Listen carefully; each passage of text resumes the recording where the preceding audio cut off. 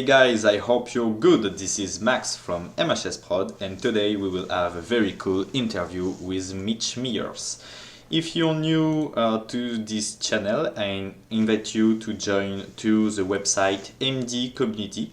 This is mostly a French English website where you can find some tutorials, and you have an artist tab where you can find some really cool interviews. So I try to release it as more as possible in English. So you will find this English interview of Mitch, and you have already an interview of Steven Emerson, and French and English interview of the French Monkey. So if you want to check out some other Cinema 4D artists, feel free to check out the website.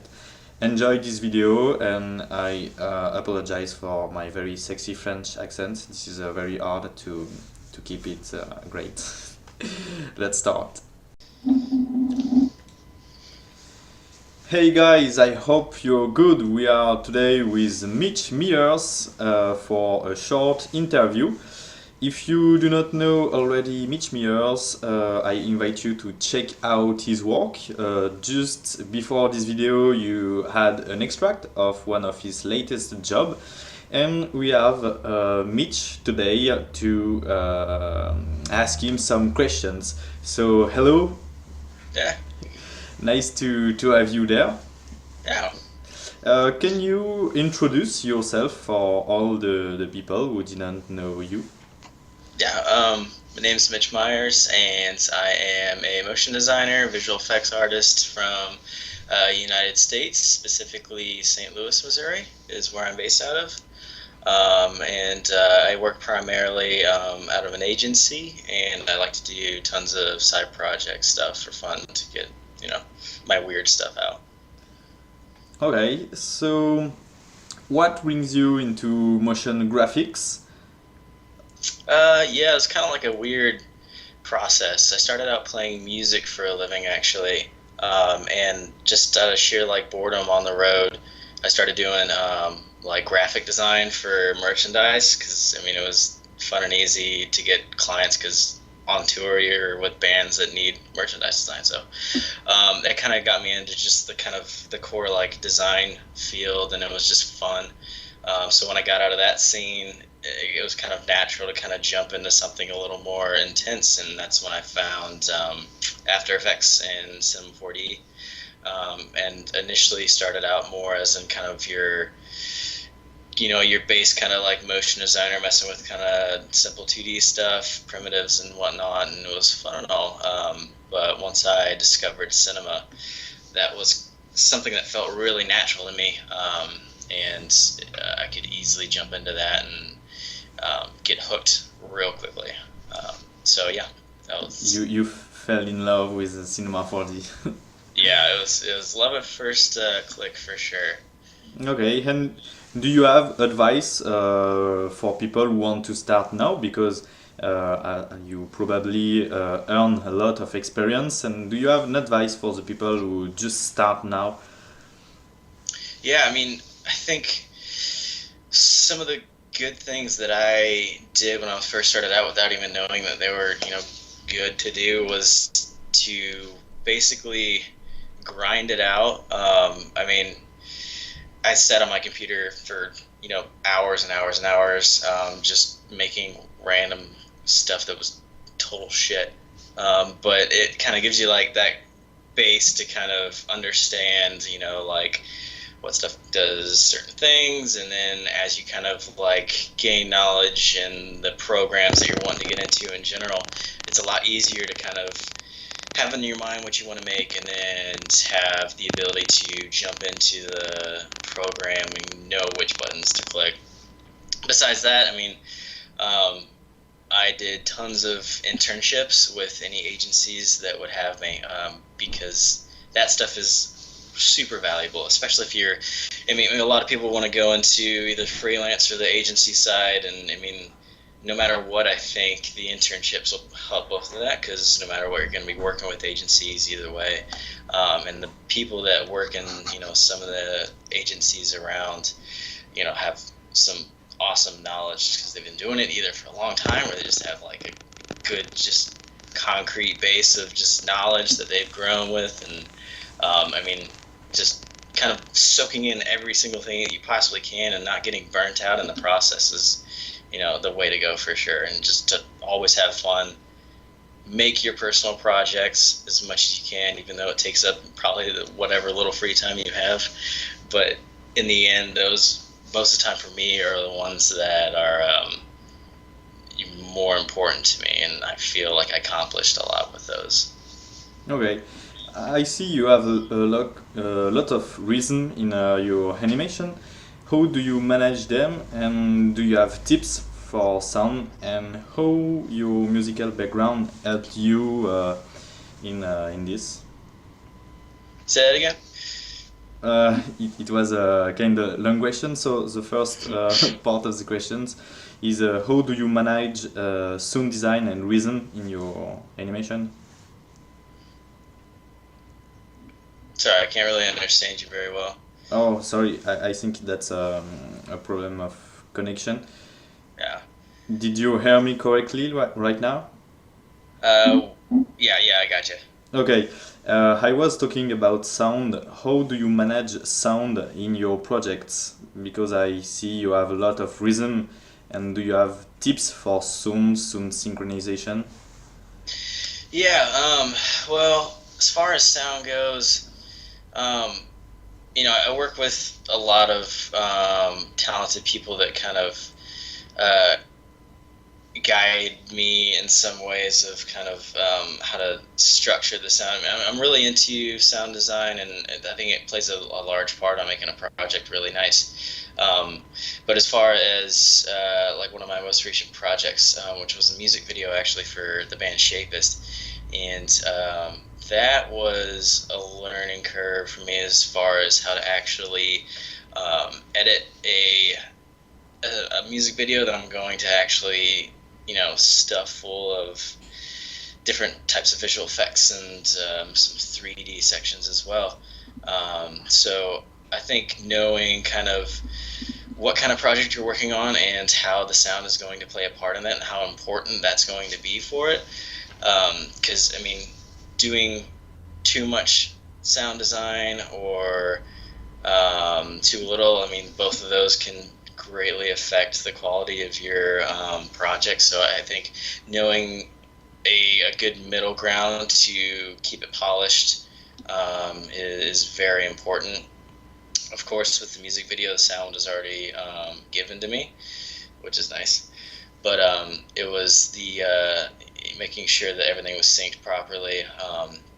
That one was really crazy. Just I basically set out a separate edit for each of the band members, so they all had basically their own complete edit throughout the whole song, and then I would take the best cuts from that, move it over on top of the audio, take the band members edit, throw that on top, then I would have basically a huge list of sequences for each cut, and then I would have to go through each one of those and pick out the best ones for that, then layer all those down to a solid sequence, and then basically it would give you, a full list of cuts that were on sync and the best cuts throughout each take, and then from there it's just polishing everything. So that's a very nice tip for all the people who want to do sound sync, because very often I see just people doing sync with one layer, and it's probably like a huge mistake, because you will miss something just by working with one layer. Yeah, it can get really muddy too, and you can make a lot of like little mistakes that you don't really notice until it's already rendered out in the synth, and you're kind of like beating yourself over the head for it. So my next question is about, I saw you got some Emmy Awards. What was the story behind this? I got some what? Emmy some Emmy Awards. Oh, Emmy Awards, yeah. Those were I actually used to work for the St. Louis Rams down here in St. Louis before they moved over to LA, and that was kind of a strange gig for me because I never thought I would be able to like or would even want to get into sports kind of broadcasting, you know. But I thought it was just kind of a good opportunity to get something, you know, different in the good old resume. So that was actually an awesome experience because I learned a lot. It was a totally different kind of area than, you know, doing like commercial work for like say Boeing or something like that. Because, you know, you're more of like an in-house like, you know, a little group that makes things for, you know, like this one client constantly. But luckily at the Rams, I was working with super cool dudes, and they gave a lot of creative freedom, and we were able to win a few Emmy Awards for some stuff that we did specifically for the Rams and some stuff that was going on like prime time for NFL Network. So yeah, it was a cool experience. Got some awards out of it, which is always good. But then after that whole shakeup with the team moving, I decided to go back into the agency world just because it's much more comfortable for me. Okay, so if you have links for the people, they will check it in the description. The next question is I saw on your latest renders that you have a dark and a neon influences. Who are the main artists who help you to grow? Oh man, I really like you know, like kind of dark, moody stuff. I love like film noir, just that like single point lighting. I feel like there's like tons of emotion in like a simple scene like that, and so a lot of the artists that I enjoy kind of still have that look too. I like, you know, Shitty Renders is something that I always look at. I always look at his stuff. I saw his some Westworld stuff that he did with Elastic, and title sequences has always been something that I've wanted to do, just haven't gotten an opportunity to do it yet. I love let's see, Ash Thorpe, of course. Like his UI stuff is amazing. But I mean, really, whenever I'm looking for inspiration, it's usually comes from movies. Just, I love film, and you know, I just saw the new Star Wars and stuff, and I'm super hyped because I just want to make Star Wars shit right now.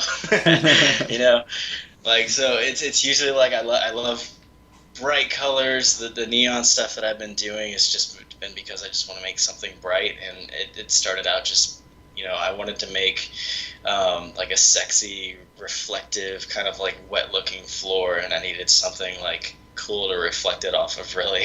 And that was really like the start of that. So I thought, hey, I'm just gonna put some neon lights and some, you know, weird creatures and see what I can do with it. And I think it turned out pretty fun. And yeah, so I'm just making it until it's boring, and then I'll move on to, you know, something else. Okay, so that's the light growing out of the dark. Yes, exactly. Yeah. And the other artists of nowadays that inspire you or you like in music or cinema, who they are, who are they? Yeah, I'd say a lot of the times when I'm looking for inspiration but can't find it visually, I definitely go towards music, cause, especially when I'm trying to make like, you know, just a short, you know, motion project, and you know, either things are just looking right, or you know, it's just I don't feel anything from it. I always turn to music. I'll go on SoundCloud and look at some, you know, just some indie like EDM artist or something like that, and just see like what kind of weird remixes are out there. Or I'll go to Spotify and look up some, you know, weird playlist and just see kind of what impacts me. If I can feel like the cut in the song, like usually when I listen to a song, I can visualize what I want to make, and I can visualize the cuts that I want to make within that song, and then usually like you can put an audio track down on a sequence, and then you can build specifically from that. You don't even have to have any visuals on the screen yet. If you can kind of use music to kind of put pictures in your head, it's really easy to make like really cool stuff, and you already have in an impactful piece with the music behind it, because you started from music that's already kind of made an impact in the scene. So you work a lot with your own creativity and music, so kind Yeah, of definitely. different way to work, because a lot of people just start with other artists they like, or probably images, and that's great to have someone who start with music, because Yeah, for sure. some of your creations are very unique, and I think that's good to have someone who can push up something by getting influenced by music. Oh yeah. Next question is what's your main workflow in production, and do you have tips to manage this creativity and your productivity? Yeah, so I mean, production workflow for me kind of just depends on what kind of role I'm having in the project, because on the music video stuff, I directed it. I had like a small team with me of a couple of dudes who I love to work with. I had a director of photography and a producer, and then we had some grips. And if I'm directing a piece, I'll be working really closely with a producer usually to kind of either hone in the idea.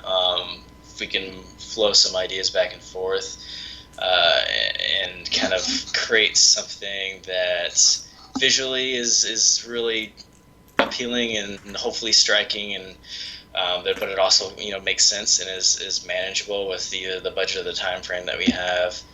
It's really important to me to make sure that I can produce what I want, that I have in my head, and I feel like the vision comes first, the time frame comes second, because if I have the vision first, then I can mold that into whatever time frame is given to me, because I hate having a deadline Too short. yeah, if it hurts the look and the feeling of the project and all that stuff, I mean, like, what's the point? So yeah, usually if I'm directing something, I'll start with the vision, and I'll leave the budget and the deadline on the back burner for a second, and make sure we have something that actually makes sense and is somewhat realistic, obviously, but that is actually going to mean something. But as far as motion design, usually when I'm doing my personal project stuff, I'll just jump right in and just waste my time, because it doesn't really matter at that point. If I can fiddle around with cinema, and start making something neat, and usually it's clicking buttons and looking on Pinterest, or looking at other artists, or listening to music, or anything like that, or a combination of all those. And I'll usually fall randomly on something. Most of the time I have no fucking idea what I'm doing. It seems like that anyway. But I'll just just land on something randomly, be like, that's what I'm gonna make, and this is going to be badass, and I'll just just start grinding. And the more you grind on it and use your time management wisely, and make sure that you stick with the initial vision, and it's likely to mold and change, but as long as you have that that grounded excitement for what you initially came up with, I think it's always, most of the time, going to turn out pretty sweet. Yes. A lot of time you'll throw it away, but I mean, that's part of the process too. Like, don't be discouraged by stuff like that, because I make a lot of stuff that is like pure crap, and most of the stuff that is out right now that people seem to enjoy, like, and by the time I'm finished with it, I'm like, this kind of sucks. I'm never like completely happy with anything. So, but I mean, yeah, it's I feel like that's kind of normal almost. It's just part of the process. Okay, so your main tips is to focus first in the artistic place and then think budget and all the stuff like that. And in your project, that's not a question that I have initially, but when you work with huge clients or stuff like that, did you define some stuff by making like mood boards or still frames, or do you always what's your workflow to say I want this look and make your client say okay, I'm okay with what you're thinking, because you need to tell him what you're going to do. Yeah, that's a real hard thing to do. It's like to explain like what you have in your head, especially when you know it's gonna be like super badass. Um, but it's most of the time, at least for me, the things that are super badass are kind of a little like abstract and can be very scary to a client, especially if they are more of like a corporate client. Like the risk is greater. They have that brand. They don't want to steer too far from it, and I feel like to make something good and to actually make something very effective, you kind of have to go out of the box a little bit. Um, so creating mood boards definitely is something that I try to start with. I've had a lot of projects that the deadline has been so tight that hasn't even been an option. But when you have that option and you start early, even if you're not even getting paid for it, if you just do it for yourself, it's going to be better for yourself anyway. Because I mean, the work represents you. So, if I'm going to take some time out of my own pocket to make sure this thing is super sick, I'm most likely going to try to do that.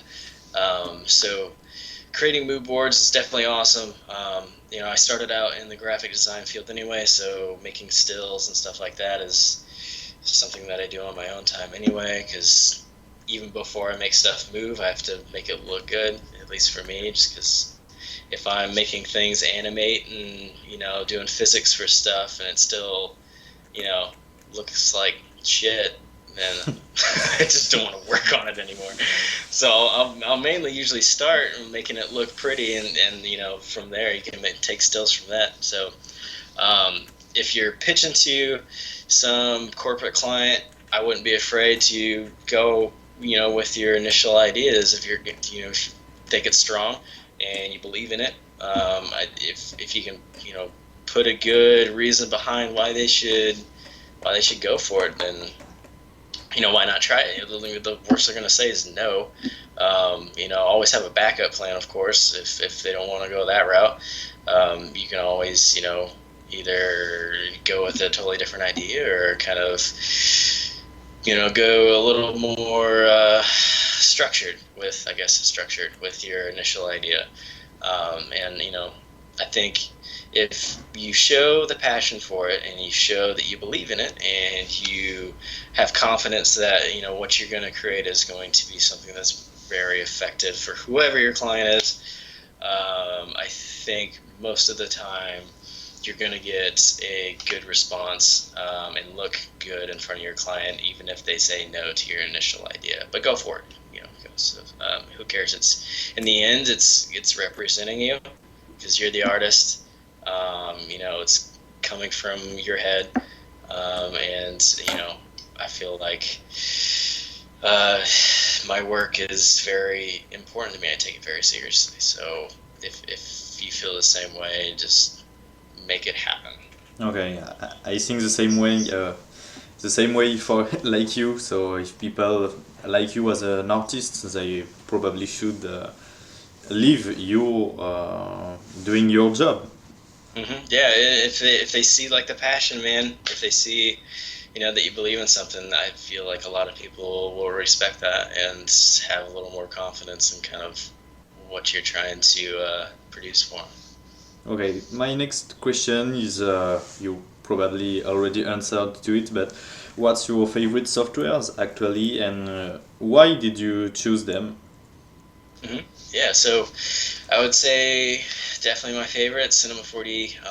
I love that program. It was something that I just kind of fell into and it was very intuitive. Of course, like any 3D program, it's not the easiest thing to jump into compared to a lot of other things in life. But I think when I jumped into it, it was kind of I don't know. It just seemed very obviously structured. You don't have to think a lot when you're moving quickly. So I really enjoyed that. It had a lot of power, even back when I first got it, just with like the standard renderer. I mean, with the ambient occlusion and GI, and you can do a lot of different things to tweak the settings and espresso stuff like that. It was really fun to jump into and start making. And 3D has just been more appealing to me in general, just as far as visually. So I can stay, more enthused with the 3D animations and creating things like that. And once I got Octane, that was just kind of another kind of like huge boost and like, this is awesome. I'm gonna like create like more stuff and it's gonna be more badass. And I'm like, I can't wait. So I got Octane. I love that too. It's same as it's integrated like super well with Cinema, which is amazing. Building the materials and stuff is very intuitive. I like the node-based like material editor too. It's amazing. Just having the live viewer is awesome. The quality is obviously incredible. I love how it feels to me anyway like it's more natural as far as setting up lighting and doing things that you would more do in the real world. So I can take my real world studio knowledge, bring it into cinema now, put my lights the way I kind of normally would, and it usually works out pretty well. So yeah, and then of course After Effects, because After Effects, it's awesome. Yeah, and probably you started like everybody with After Effects and then jump into Cinema 4D. Yeah, definitely. Okay, my next question is more personal. What's the brand or the guy you dream to work for? Hmm. Uh, Probably, since I'm incredibly obsessed with title design, I probably would love to work with Patrick Clare at Elastic and be a part of that whole team making those super amazing title animations for the Man in High Castle like title was one that I was completely obsessed with for a while, and like I love all their work is very like moody, and I love how the title design in general is you like take the story from this this huge season or show or whatever, and you condense basically that whole like plot down into like a 30-second to like a minute like animated piece that kind of tells that story abstractly, and that's stuff that I get like really jazzed about. So if I can get the opportunity to make title design with like Elastic and Patrick Clare, like that would be like a highlight for sure. So my next question was kind of the same, but it's what's the guy you dream to work with? What's your for any collaboration? What's the guy or the girl? Yeah. Again, I'd probably say probably Patrick Clare, and yeah, I would love to. Yeah, probably Patrick Clare, man. He's my boy right now, dude. Like I love his work. He does awesome stuff, dude. Yeah. So people you need to check out. Yes, for sure. If you don't know about Patrick Clare right now, then definitely Google that name, man, because his work is pretty good. And he has his own personal website. I think it's like antibody.tv maybe. But yeah, he does a lot of cool work. Okay, my next question is what's the main thing you learn in your past experience? What's the main hero you done and now you're not done. This sentence was crappy, but I tried my best. That's all good, man. So let's see. The main thing that I've learned just in my career so far. Yes. Um, so I would say you're gonna get burnt out from time to time, just because you know not every project is the one that you're gonna want to put on your reel, the one that really pushed you, or the one that you've learned a lot from, or things like that. And you can even have a lot of projects like that in a row, and it'll get to your head. You'll work with tons of different people most of the time, and a lot of the times, you know, it's an amazing learning experience, and I would say to be around as many artists as you possibly can, especially the ones that are like 1,000 times better than you, because just from one sentence that they say, you can learn like tons of stuff that you would have never even thought of. I would say that yeah, keeping your head right in the game, knowing that if you're in it for real, like your career is long, you're gonna have a lot of ups and downs. But just focus on making stuff that you're proud of, even if the budget's not there, or the deadline's not there, or the people that you're working with either suck or are awesome. Like, just make sure that your heart's in it every single time, because most of the time, if your heart's in it and you really believe in kind of like what you're going to make and you're excited about it, then that's going to turn out good. It might not be the best, but it's going to turn out good. So yeah, just keep believe and like loving. keep. Yeah, just keep loving what you're doing, because that's the reason you got into it. We don't get paid like a ton of money to do this stuff. So like you kind of gotta love it. That's if you don't love it, then like you're gonna end up getting out of it. So you're gonna have times in your career that you're gonna hate it, but like just that's just gonna be a short moment in your career. And I think if you really enjoy what you're doing, then keep doing it. It'll be rewarding. So my last question was already kind of bit answered, but it was you. I saw you start with more classical motion graphics, and then you jumped into 3D. What gives you the idea to jump, and what's the advice for all the people who want to jump? Because I have a lot of guys asking myself in like French guys or guys in my community asking me, hey, I do flat design and I want to start 3D. Is it truly should I jump, and what I need to know before jumping?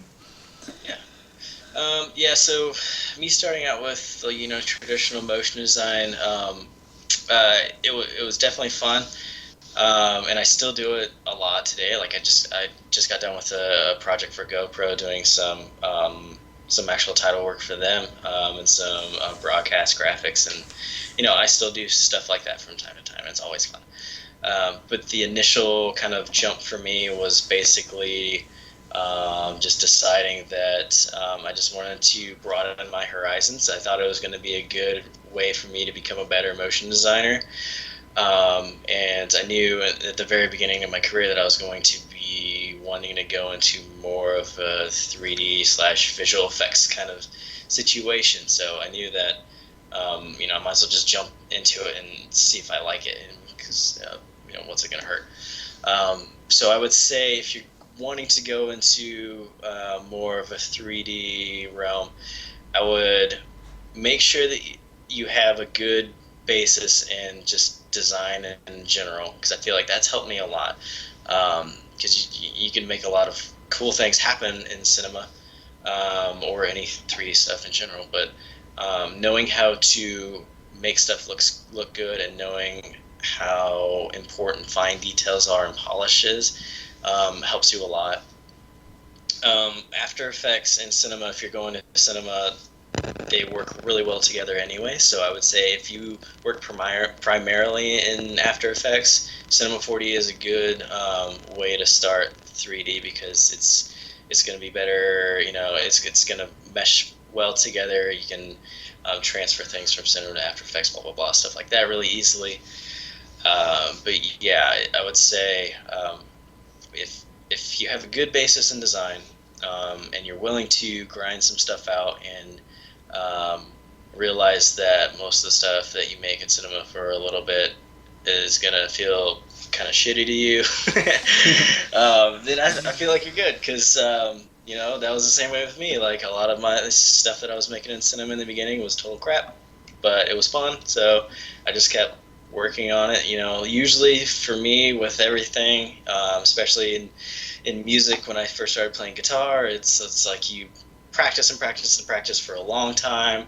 It feels like you're getting kind of nowhere, but there's kind of this invisible wall that, like, if you keep grinding it out, you'll hit that wall, and if you break through it, things just randomly, naturally kind of start flowing and become more natural and obvious, and it just feels a bit more easy, and that's when you can really start to kind of like grow as like a 3D artist, or a visual effects artist, or whatever you want to do in that kind of area. So for all the guy, you will always start like crap. And Yeah, then you really do.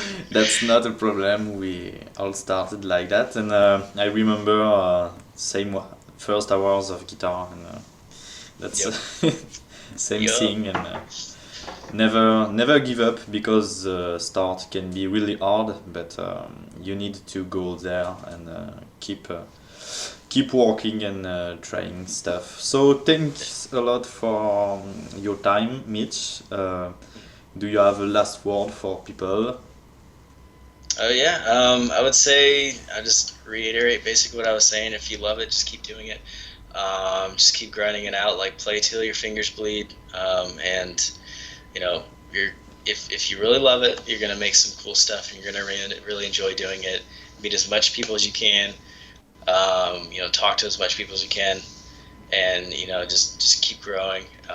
And feel free to contact your favorite artists too, because I've done that, and it's been a real help. A lot of the dudes out there in the community are really tight, and most of them are really friendly too. So they're gonna give you advice and make sure that if you're starting out, then they're gonna give you good information on what to do, what not to do, and save you a lot of time, a lot of heartache. So yeah, man, just be vocal, be unafraid to fail, and just keep grinding it out. Okay, and one last thing. Do you have a phone number?